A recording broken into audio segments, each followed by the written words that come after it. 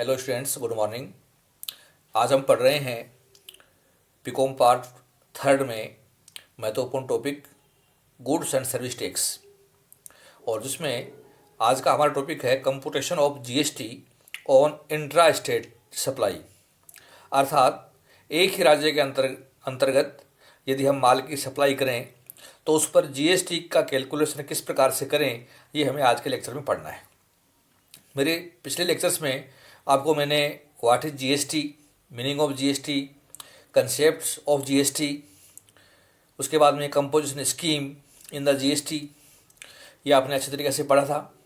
और किस प्रकार से जो है हमें इस अधिनियम के अंतर्गत इनपुट टैक्स क्रेडिट लेनी है, इसके बारे में संक्षिप्त जानकारी मैंने मेरे पिछले लेक्चर्स में दी थी। आज एक क्वेश्चन के द्वारा हम समझना चाहते हैं कि जीएसटी की गणना किस प्रकार से करें। मैंने एक क्वेश्चन आपके सामने रखा है। अजमेर के ए ने बीकानेर के बी को 30,000 रुपये के माल की आपूर्ति की। कर की दर 18% है। ए दोहरा माल एवं सेवा कर वसूल करेगा, अर्थात 9% सीजीएसटी व 9% एसजीएसटी। अर्थात केंद्रीय माल व सेवा कर 9% और राज्य माल व सेवा कर 9%।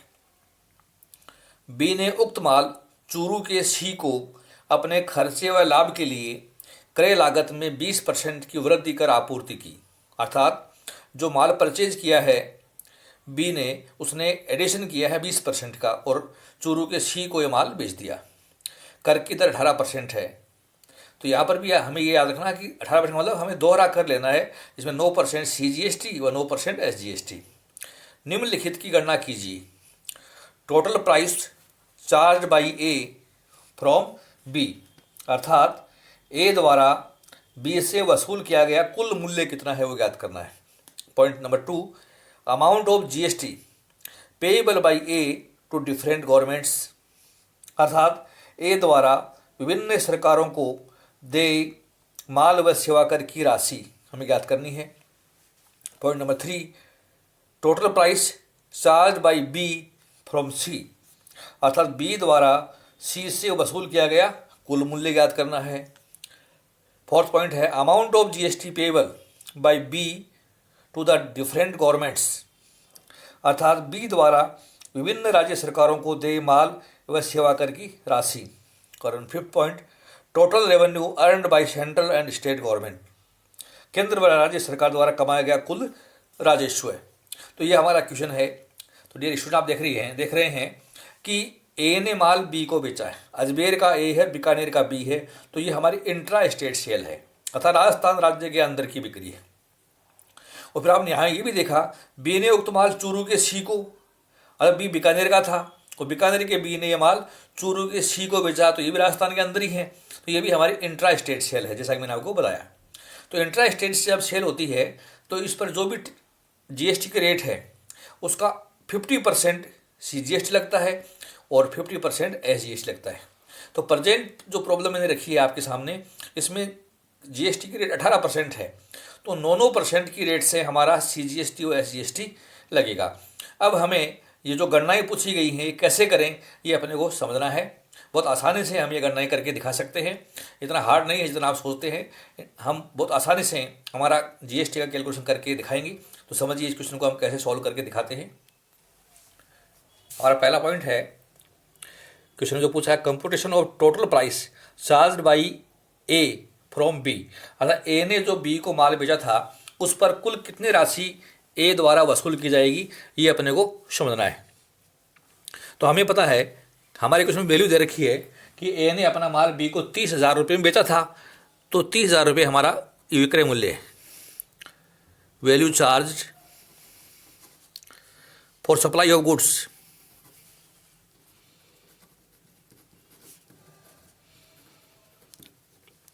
तो हमने 30,000 रुपये में ए ने माल बी को बेचा था, अर्थात अजमेर के ए ने बीकानेर के बी को 30,000 में माल बेचा। और हमारी इसमें हमें टैक्स की रेट जोड़नी है। एड 9% सीजीएसटी, 30,000 का 9% जोड़ दीजिए आप, 2,700, और 9% जोड़ना है SGST ये भी होगा 2700 और योग कर दिया मैंने इनका 35,400। तो ये हमारा पहला पॉइंट हो गया। टोटल प्राइस चार्ज्ड, अर्थात टोटल जो प्राइस है वो 35,400 रुपये चार्ज करेगा बी से ए। तो यहाँ आप समझिए ए माल का प्रथम चरण का आपूर्ति करता है, अतः उसे केंद्रीय माल एवं सेवा कर जिसे हम CGST कहते हैं, राज्य माल व सेवा कर जिसे हम SGST कहते हैं, अथवा एकीकृत माल या सेवा कर IGST, इनमें इसको किसी भी प्रकार की इनपुट कर जमा उपलब्ध नहीं होगी। क्योंकि प्रथम विक्रेता है तो इसे न तो CGST की कोई इनपुट क्रेडिट मिलेगी, न SGST की मिलेगी और न ही किसी प्रकार की IGST की मिलेगी, क्योंकि ये प्रथम विक्रेता है। अब हम सवाल का सेकंड पॉइंट में आना चाहते हैं। सेकंड पॉइंट में आपसे पूछा है ए द्वारा विभिन्न सरकारों को दे माल व सेवा कर की राशि क्या होगी। तो ये हमें समझना है। Amount of GST payable by A to the different governments. तो डियर स्टूडेंट्स, ए द्वारा जो CGST वसूल किया गया है, CGST वसूल किया गया है ₹2700 और SGST वसूल किया गया है ₹2700। तो CGST की जो राशि है मैं आपको बताता हूँ, ये सेंट्रल गवर्नमेंट के खाते में जाएगी, सेंट्रल गवर्नमेंट अकाउंट में हमें क्रेडिट करनी है। और SGST की राशि 2700 रुपये है, क्योंकि आपूर्ति राजस्थान राज्य में हुई है तो यह है राजस्थान स्टेट गवर्नमेंट के खाते में, राजस्थान स्टेट गवर्नमेंट अकाउंट में आपको ये ट्रांसफ़र करनी है। तो ये हमारा पॉइंट नंबर 2 हो गया। तो राज्य सरकार के उचित खाते में हमें जमा करानी है। पॉइंट नंबर 3 है हमारा बी द्वारा सी से वसूल किया गया कुल मूल्य, अर्थात ये माल बीकानेर के बी ने चूरू के सी को अपने खर्चे व लाभ के लिए क्रय लागत में 20% की वृद्धि करके आपूर्ति की है। तो ये गणना कैसे करें? याद रखना, क्रय लागत में हमें CGST और SGST नहीं जोड़ना है। 30,000 का माल बी ने खरीदा था और इसमें 20% जोड़ करके हमें कैलकुलेशन करके दिखाने हैं। तो इस प्रकार से गणनाएं होंगी। समझिए, बी ने माल खरीदा था 30,000 रुपये में और 20% ऐड किया इसमें, तो value charge for supply of goods, for supply of goods.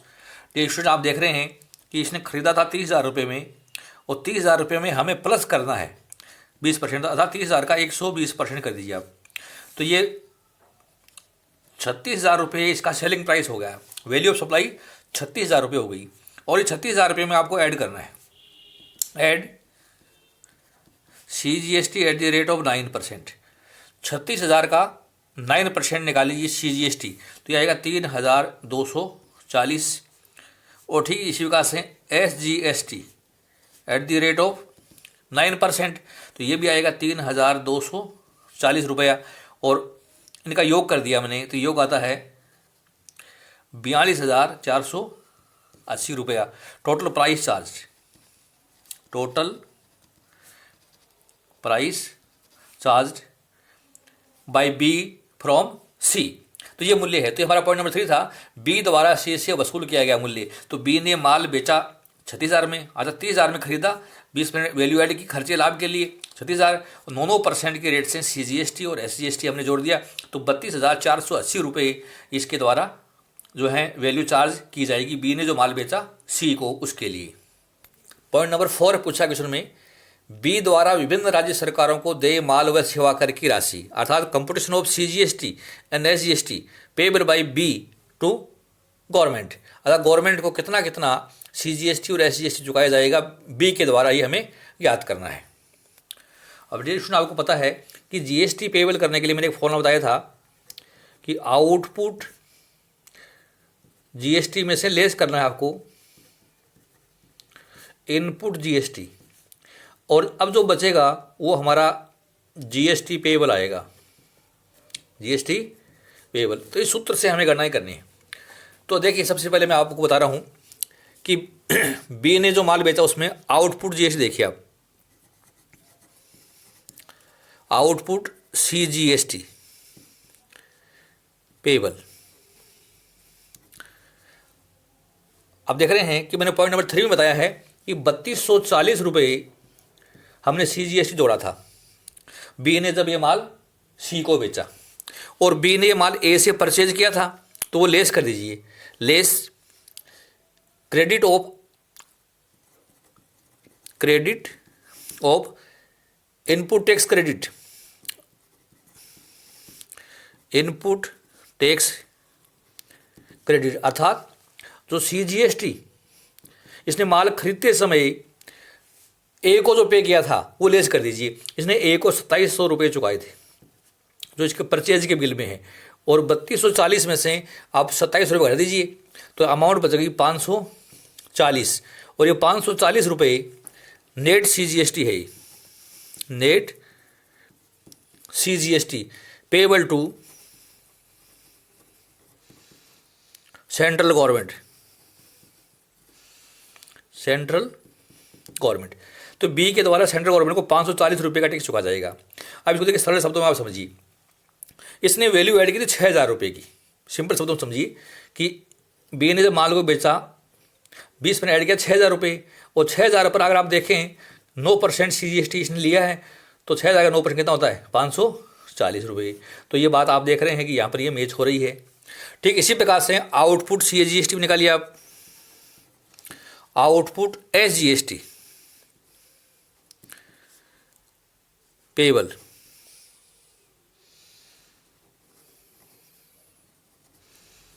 हमने 3240 रुपये हमारे विक्रय बिल में जोड़े हैं, बी ने सी को माल बेचा उसमें, और लेस कर दीजिए क्रेडिट ऑफ इनपुट टैक्स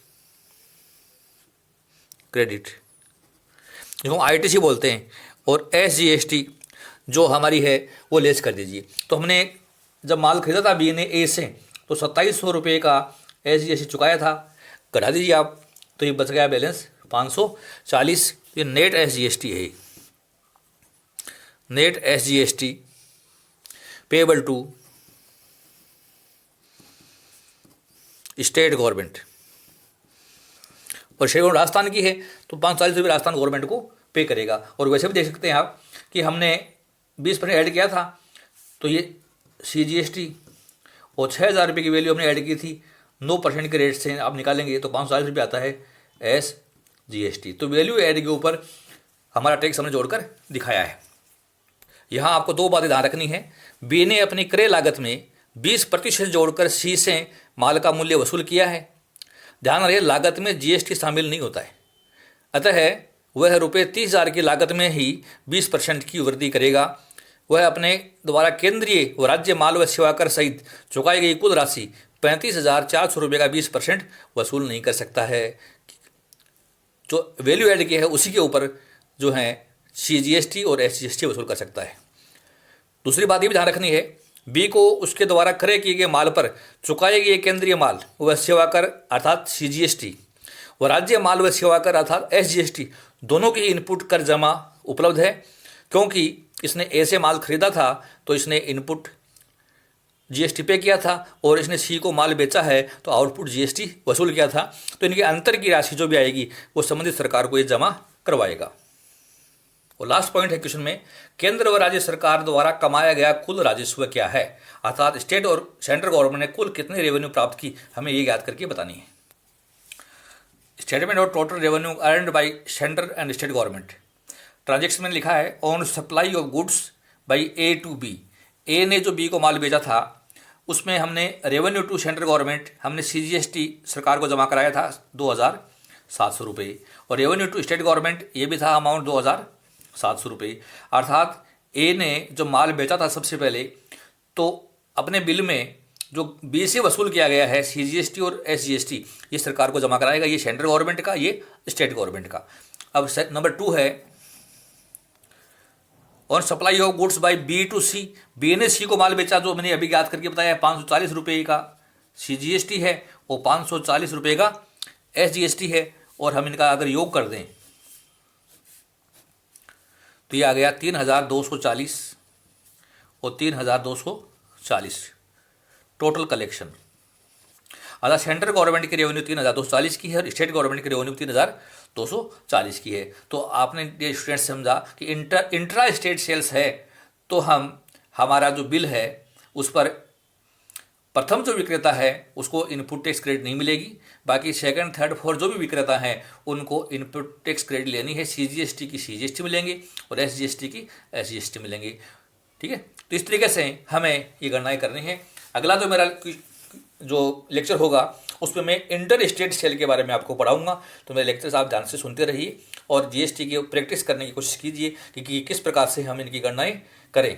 आपको ये लेक्चर अगर पसंद आया तो इसको आप लाइक कीजिए और अपने मित्रों में अधिक से अधिक इसको आप शेयर कीजिए। और मेरा चैनल अभी तक अगर आपने सब्सक्राइब नहीं किया है तो मेरे चैनल SKS ई क्लासेज को आप सब्सक्राइब कीजिए। आप लेक्चर ध्यान से सुना, बहुत बहुत धन्यवाद। Thank you so much.